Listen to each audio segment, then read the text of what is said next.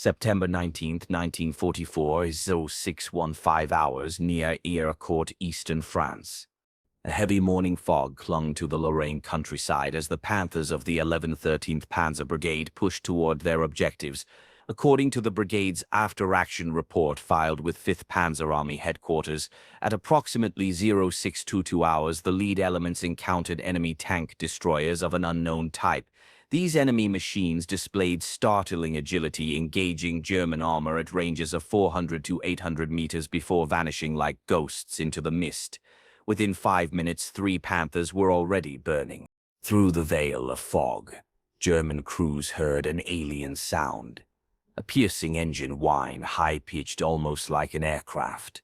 Then, out of the haze, low silhouettes appeared, unleashed rapid bursts of fire and disappeared before German gunners could even bring their turrets to bear. Each attack lasted less than 20 seconds, yet the effect was devastating.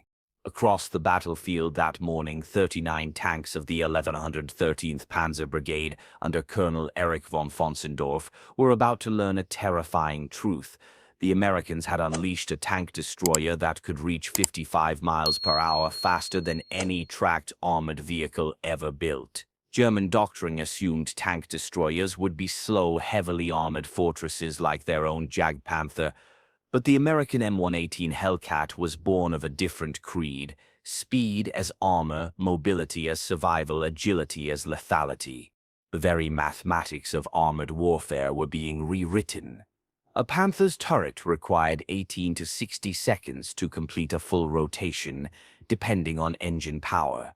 The Hellcat's hydraulic turret could traverse 360 bros in just 24 seconds, independent of RPM. At 55 miles per hour, the M18 could cover 400 meters before a Tiger's massive turret could even swing 90 degrees. This revolution began in December 1941 when Lieutenant Colonel Andrew Davis Bruce stood before a secret War Department briefing.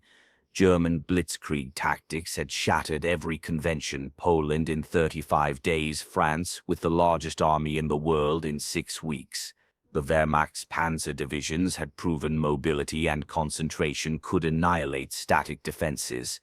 Bruce, a cavalryman by training, understood speed better than most. His radical proposal: don't match German tanks gun for gun, ton for ton. Instead, build a vehicle that would hunt tanks like cavalry once hunted infantry through speed, surprise, and relentless maneuver. The tank destroyer branch would live by a simple motto: seek, strike, destroyer. Requirements for a fast tank destroyer were issued in December 1941. Designs evolved rapidly: 37mm, then 57mm, then 75mm, and finally the 76mm gun. Christie suspension was considered, then abandoned in favor of torsion bars. By April 1943, Buick's T-70 prototype stunned observers with speeds no one thought possible for a tracked machine. German intelligence dismissed the program as American fantasy. Their doctrine, hardened by 4 years of war, insisted that true tank destroyers demanded thick armor and massive guns, like their 46-ton Jagdpanther with its deadly 88mm cannon. The idea of a 17.7-ton vehicle with armor no thicker than 25mm seemed laughable. Then came May 23, 1944, the Anzio breakout. The Hermann Goering Panzer Division reported its first encounter with the M18. The division's daily combat log to 14 Panzer Corps recorded: enemy employs new tank destroyer type, estimated speed 70-80 km/h, 2 Panzer IVs destroyed before enemy withdrew. Return fire ineffective due to target's rapid movement. Crews were baffled. Vehicles raced across the battlefield at speeds they associated with light reconnaissance cars, not tracked machines armed with 76mm guns. Berlin dismissed the reports as exaggerations, battle-stressed crews misjudging what they saw. But in September 1944, the truth could no longer be denied.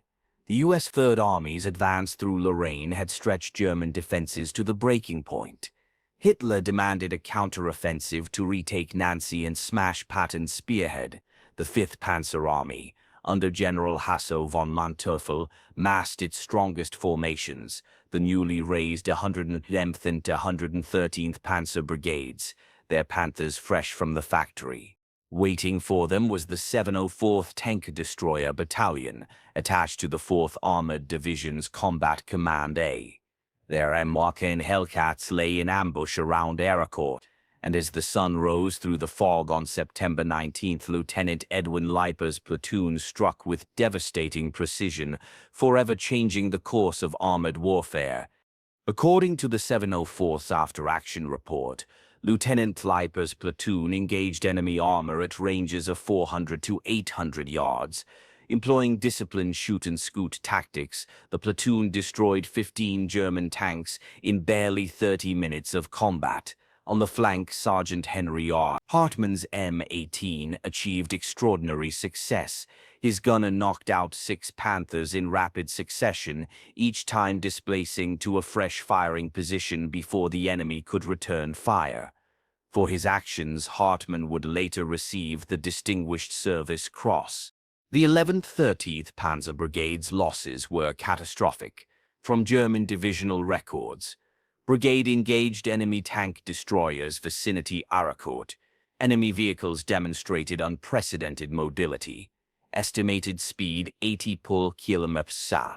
Losses 39 tanks destroyed, 11 damaged. Enemy losses estimated at 3 to 4 vehicles.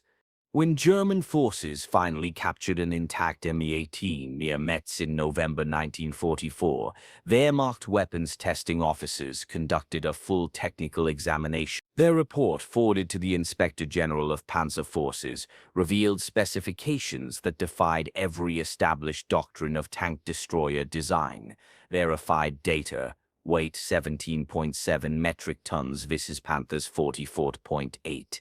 Maximum speed 88.5 km. Trunk confirmed on track Panther 46 km. Engine Wright R9075C4 radial 400 horsepower. Power to weight ratio 22.6 HP per ton. Panther 15.6. Tiger 12.8. Turret traverse 362 hours in 24 seconds. Hydraulically powered. Armor maximum 25 mm. Turret front 13 mm. Hull sides. Armament 76 mm. M1A1 or transmission Torquematic automatic, 3 forward speeds. The German report concluded, vehicle achieves performance through extreme design philosophy. Armor protection sacrificed for mobility. Engine is aircraft type, air-cooled radial. Automatic transmission eliminates clutching, permitting driver to concentrate on maneuvering. Combat effectiveness depends entirely on mobility and crew training. The mathematics of the M18's advantage were irrefutable. German turret traverse rates, tied to engine RPM, varied widely. Tiger I, 6, 19 traverse, 60 and 19 sec full rotation. Panther early, 6 riser, 60 sec full rotation. Panther late, up to 19 tours at 2000 RPM, 19 sec. Tiger II, 15 to 24 curs, 24 at 15 sec.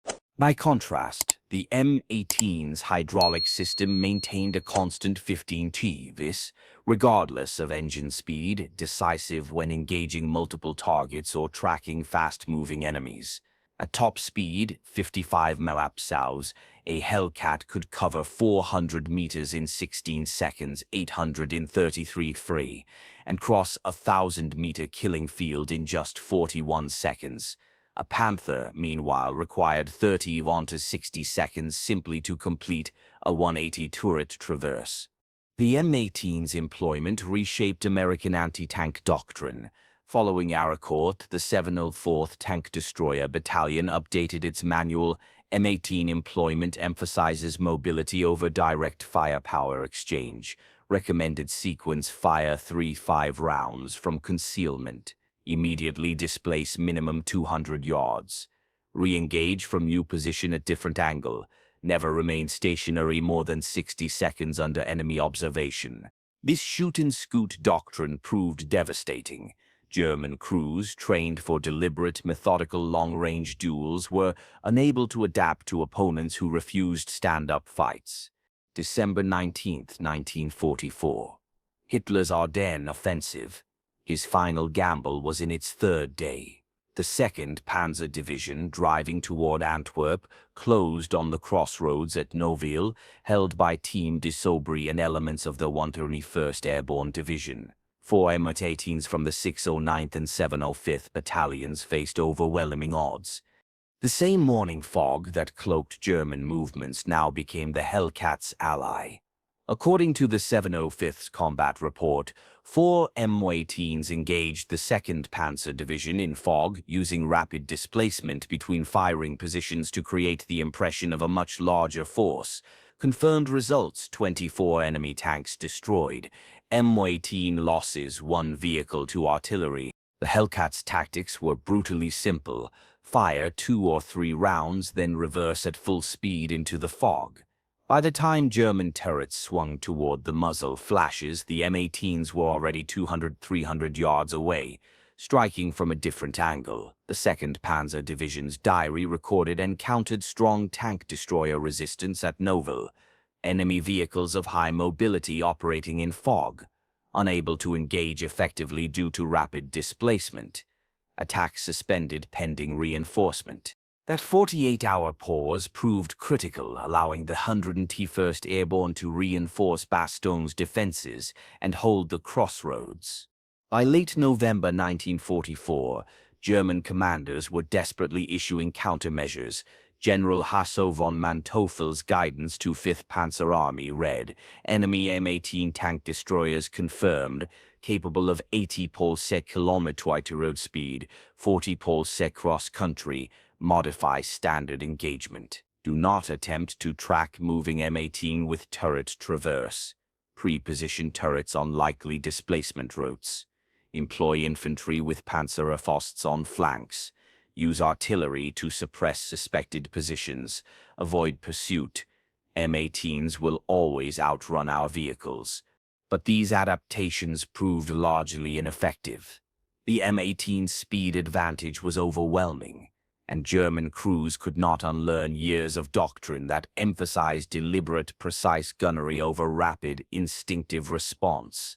The Buick Motor Division built 2,507 M18s between July 1943 and October 1944, with production peaking at 267 units in November 1943. The original contract had called for 8,986 vehicles, but numbers were reduced as the war neared its end and the tank destroyer doctrine shifted. Each Hellcat cost $55,230 in 1943, relatively expensive due to its specialized engine and transmission, yet still mass-producible through America's automotive industry. By comparison, a German Panther cost approximately 107,100 Reichsmarks and demanded far more production time thanks to its intricate transmission and final drive. The M18 was engineered from the start for mass production. Its Wright R97.5 radial engine was already in large-scale use for aircraft and other vehicles. The Torque-matic automatic transmission eliminated the need for complex driver training. Its open-topped turret simplified manufacturing, and standardized automotive components were used wherever possible. At Camp Hood, Texas, the Tank Destroyer Training Center created programs tailored for Hellcat crews. Drivers were drilled in high-speed maneuvering, rapid acceleration and braking, and terrain exploitation. They learned to maintain maximum speed while still providing stable firing platforms during brief halts. Gunners were trained for rapid target acquisition and firing on the move, a complete reversal of the German philosophy of deliberate long-range precision. 18 gunners accepted a lower first-round hit probability in exchange for speed and shock. Commanders, meanwhile, were trained to think 3 moves ahead, always planning their next 2 firing positions before engaging. Crew selection itself reflected the doctrine. Recruiters sought men comfortable with risk, quick in decision-making, and willing to trust agility rather than the psychological comfort of heavy armor. That armor, or lack thereof, was the Hellcat's greatest weakness.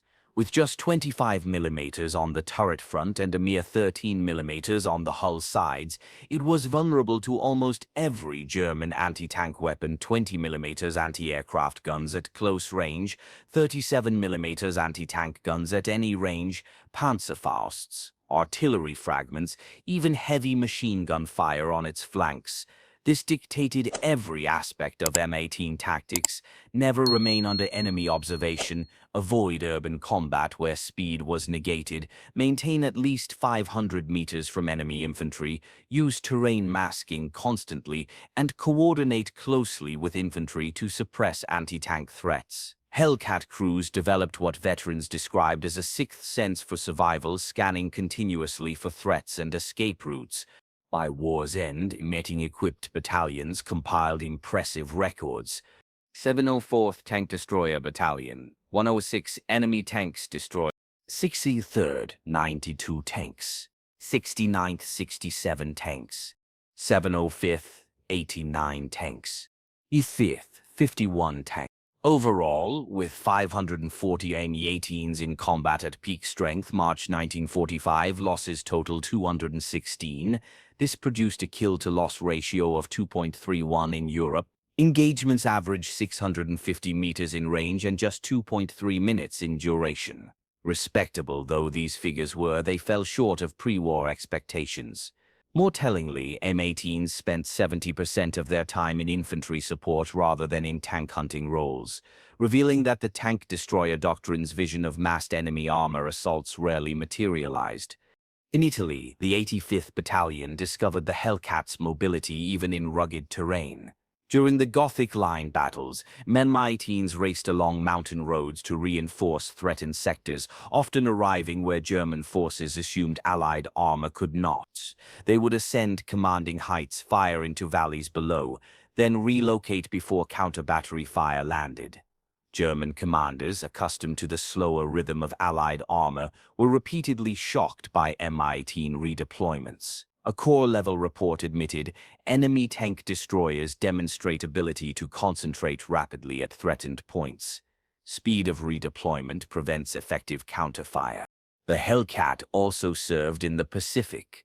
The 63 7th Battalion deployed M18s to the Philippines, where they faced little enemy armor but excelled in bunker busting and infantry support.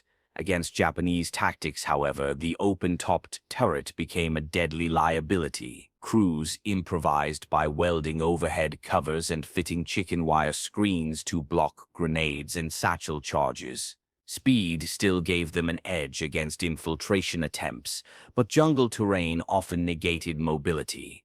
Technically, the M18 incorporated several revolutionary features. Its Torquematic automatic transmission, developed by General Motors, eliminated manual clutching, with 3 forward speeds that shifted automatically based on load and speed, freeing the driver to focus on maneuvering especially critical at high velocity. Its torsion bar suspension, with 14 inches of wheel travel, enabled sustained high-speed movement over broken terrain, unmatched by any other tracked vehicle of its era.